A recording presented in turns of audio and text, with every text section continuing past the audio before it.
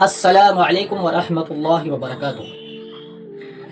اگر میں آپ سے یہ پوچھوں کہ ہمیں اللہ سے بات کرنی ہے تو کیسے کریں گے، تو ہر شخص یہی بتائے گا بھائی نماز پڑھو تو اللہ سے بات کر سکو گے۔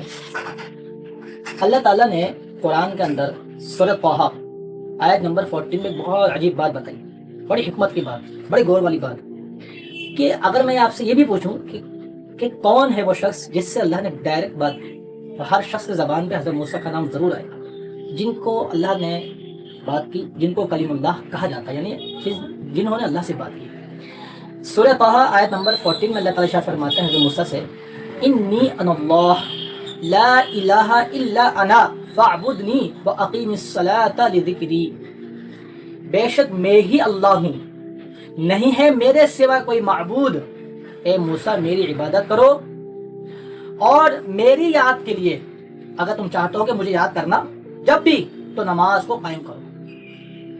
اب اس آیت پر غور کریے، اللہ نے آخری میں بولا کہ اے موسیٰ اگر جب تمہیں مجھے یاد کرنا تو تم نماز کو قائم کرو۔ اب ایک اہم سوال جس سے اللہ ڈائریکٹ بات کر رہا ہوں، کوئی پردہ نہیں، کوئی فرشتہ نہیں، کوئی وحی نہیں، ڈائریکٹ اس کو اللہ تعالیٰ کہہ رہے ہیں، ان کے بارے میں اللہ تعالیٰ کہہ رہے ہیں موسیٰ آپ کو اگر مجھے یاد کرنا ہو تو نماز قائم کرے۔ حضرت موسیٰ تو جب بھی چاہتے کوئی طور پہ ڈائریکٹ بات کرتے کیونکہ کلمہ اللہ تھے۔ پھر اللہ نے کیوں کہا؟ اس لیے کہ اللہ تعالیٰ یہ بتانے چاہ رہے ہیں، اور یہ بات سمجھ میں بھی آتی ہے کہ اللہ نے جو اس سے کلام کرا ہے، ڈائریکٹ جو بات کی ہے خالق اور مخلوق کی، وہ بھی نماز کا بدل نہیں بن سکا اور نہیں بن سکی۔ وہ کلام جو ڈائریکٹ ہوئی ہے وہ نماز کا بدل ہی نہیں بن سکی۔ نماز اتنی بڑی عبادت ہے، کیا کہا کہ نماز قائم کرنی میری یاد کے لیے۔ حضرت موسیٰ کو کہہ رہے ہیں کہ اگر آپ یہاں سے جائیں گے، جب بھی مجھے یاد کریں گے تو نماز قائم کریں۔